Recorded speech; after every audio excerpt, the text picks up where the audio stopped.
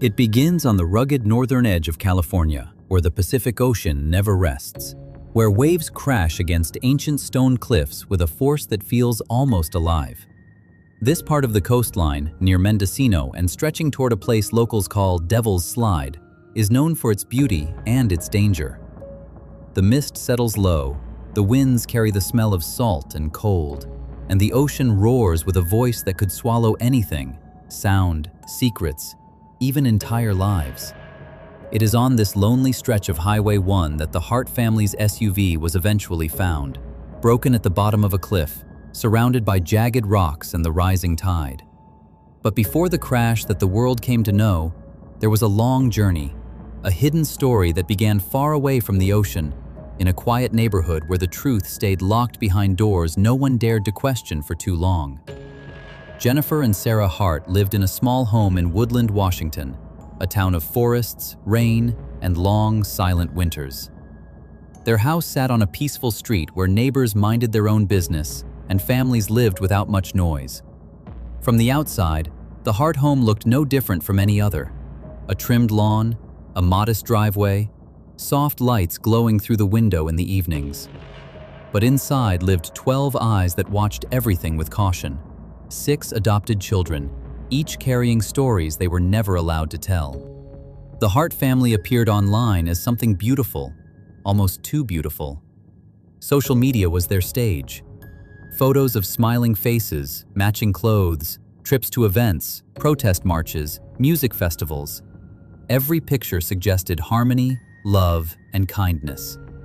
There were images of the children hugging strangers, of Jennifer hugging all 6 kids at once, of Sarah writing long, emotional captions about love and healing. Anyone scrolling past would assume this was the ideal modern family, raising children rescued from difficult pasts. But the truth was never in those photographs. The truth was in what they didn't show. The Harts had adopted their 6 children in stages, first 3 siblings, then later another group of 3. Each child had come from unstable backgrounds, and the state believed the Harts were providing them a chance at a better life. And for a while, maybe people wanted to believe that too. But slowly, as the years passed, small pieces of reality slipped through the cracks. A neighbor saw a child digging in the trash for food. A teacher saw bruises. A doctor noticed signs of malnourishment. Each time someone tried to intervene, Jennifer and Sarah would pull away, move states, homeschool the children, isolate them just a little more. Every new city was a fresh start, a chance to erase suspicion, to rebuild the illusion. Inside the home, strict control ruled every hour. The children were often denied food as punishment. Jennifer kept them on a healthy diet, but in reality it was barely enough to sustain them. They stayed inside most of the day. They learned quickly that crying led to more punishment, that asking for food invited anger, and that speaking to strangers was forbidden. Some of the children wrote notes secretly, notes begging for help, but they never knew where to hide them safely. Neighbors started noticing strange things. One child was often seen standing outside, motionless, staring at the ground. Another had dark circles under his eyes, too thin for his age. The children rarely played. They rarely made noise. They moved as if afraid of being watched. And maybe they were. The small acts of rebellion were subtle. A glance toward a neighbor, a whisper, a quiet knock at a door late at night. These were the moments of truth, moments that showed how much fear lived in that house. One night, a boy climbed out of a second-story window and ran to a neighbor's house. His eyes were desperate. He said his parents were hurting him. He said he was starving. He asked them not to tell his moms. The neighbor offered him food, tried to comfort him, but when Jennifer found out, she cried in front of authorities and insisted it was all a misunderstanding. And somehow, the system believed her. The case closed. The boy returned home, and the world looked away again. In the months leading to 2018, the situation grew darker. A new report reached Child Protective Services accusing the Harts of severe neglect. The children were losing weight, their spirits were fading, and someone needed to intervene. So, on March 23, 2018, CPS visited the home. No one answered the door. The house was silent. The caseworker knocked again the next day. Still no response. But inside, Jennifer and Sarah had already made a decision that would change everything. Instead of letting the investigation continue, instead of facing the consequences of what was happening inside their home, they packed the SUV. No neighbors saw the children outside. No one heard laughter, footsteps, or voices. Some believed the children were already drugged by the time the family left. Others think they were terrified and silent, not knowing what was happening. Only the mothers knew what this trip meant. On the road, as the SUV traveled south along long stretches of forest, farmland, and distant towns, phone records later revealed that the searches made from Jennifer's phone were alarming. Questions about fatal doses, questions about suicide, questions about how to make it look like an accident. Sarah was sending messages to a friend saying she felt hopeless, that she didn't know what to do, that everything was falling apart. She wrote that Jennifer was in deep distress, that there was no way out. For 2 days, the SUV moved along highways and coastal roads. Gas stations captured small glimpses of the family on surveillance cameras, but the children never got out. No one heard their voices. No one knew what state they were in. The journey seemed aimless, but investigators later realized it wasn't aimless at all. Every mile was taking them closer to that cliff on the California coast. By the time they reached the stretch of Highway 1 in Mendocino County, the sky was gray, the wind was loud, and the ocean below was roaring. The cliffside was steep, sharp, unforgiving. The car pulled over near the edge. No tire tracks showed attempts to brake. No signs suggested hesitation. What happened next was a final decision made inside that vehicle, one that none of the children had any power over.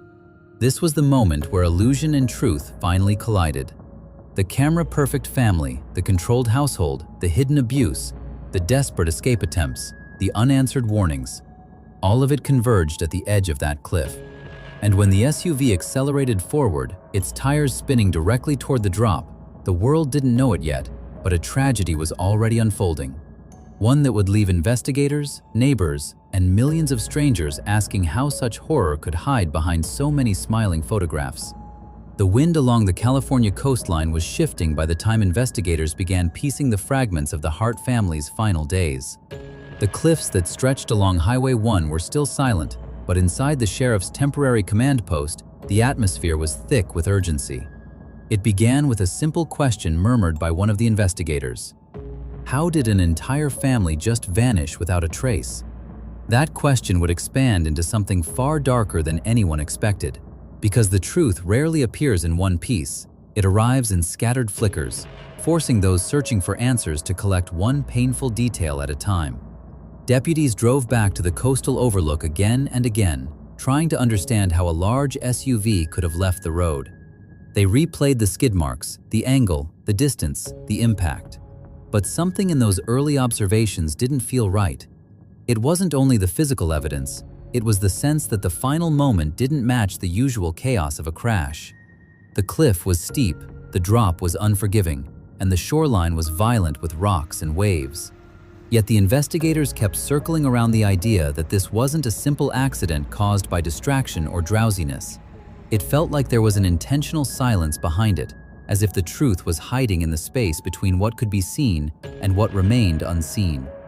As the search teams combed the area, they found objects carried downstream by the tide. Small belongings, bits of fabric, traces that hinted at the final impact. Each item was gently collected, tagged, and placed into evidence bags, but none of them answered the deeper questions. Meanwhile, detectives started retracing the family's timeline before the crash.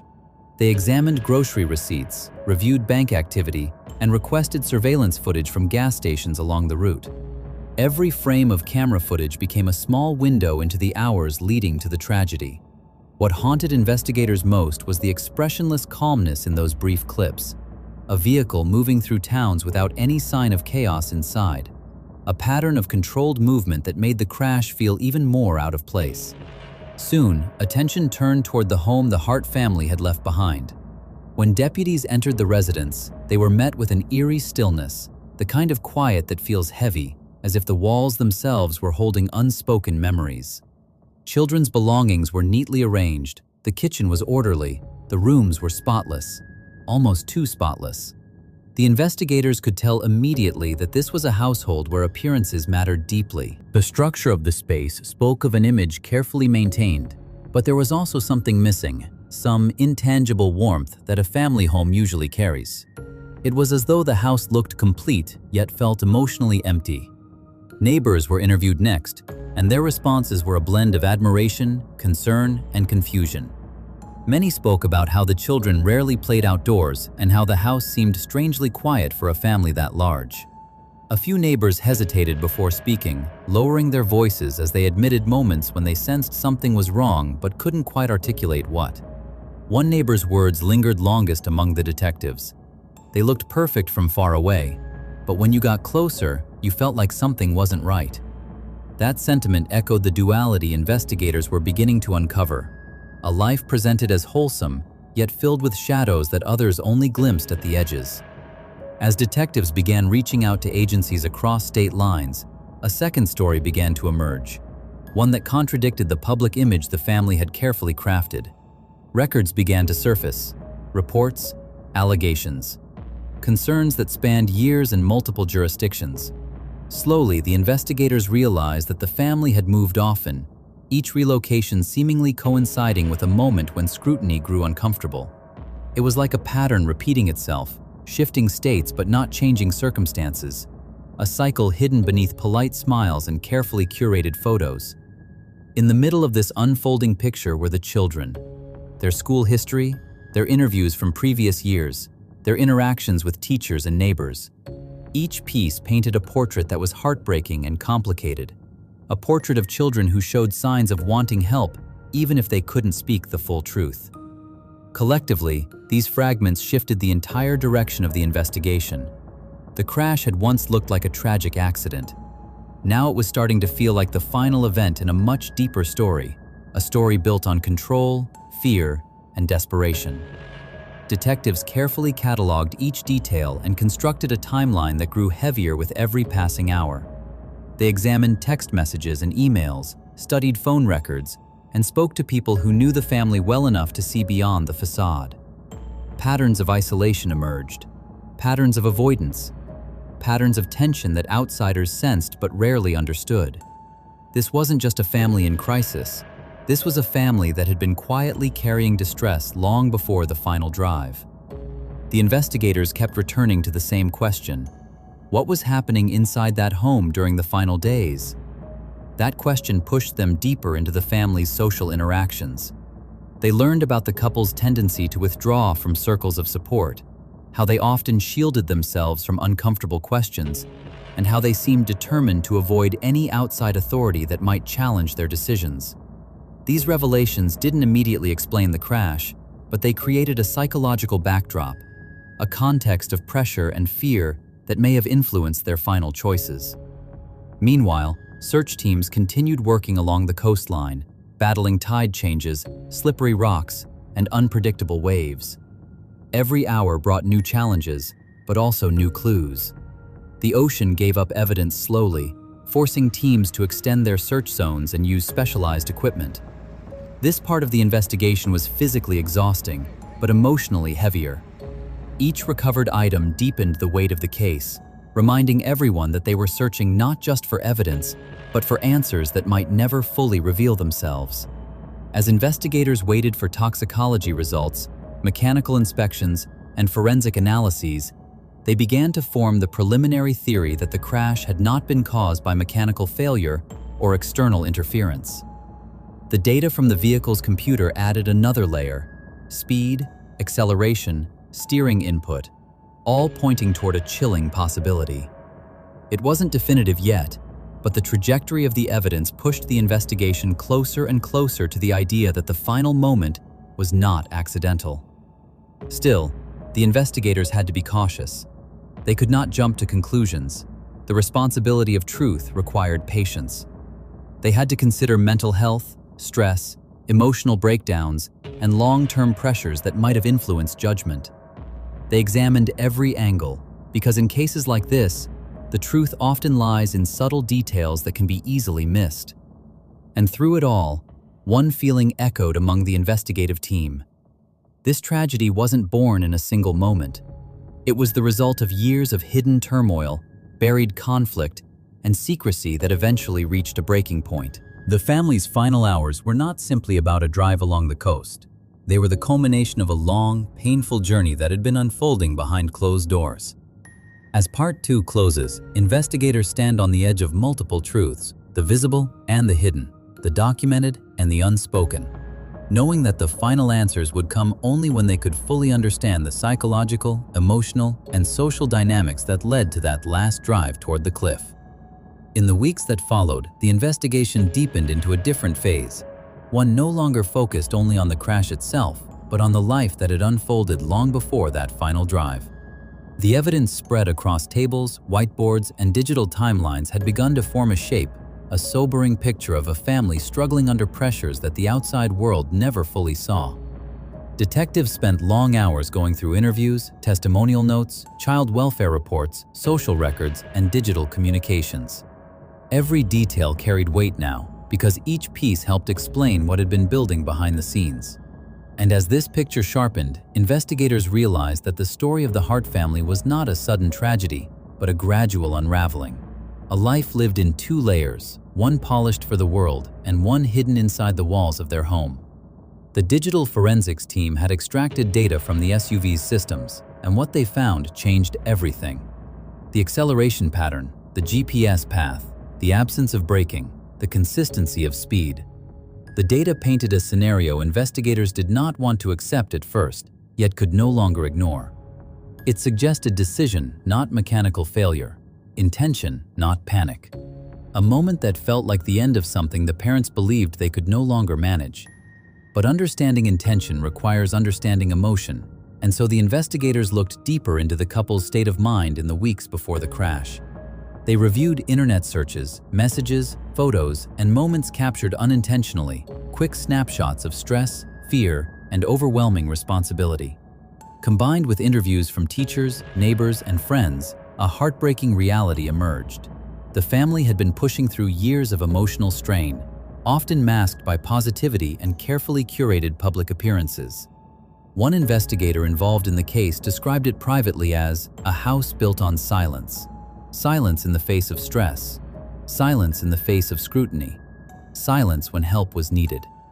The children, too, had lived in that silence, their needs expressed in subtle ways that outsiders noticed only in fragments. A quiet glance, a tentative smile, a moment of hesitance. These small indicators, when collected by investigators, added depth to the emotional story behind the tragedy. As more records arrived from previous states, the investigators traced the family's movements from Minnesota to Oregon to Washington, each relocation following a familiar pattern. New start, new school, new neighborhood. And then tensions resurfacing beneath the surface.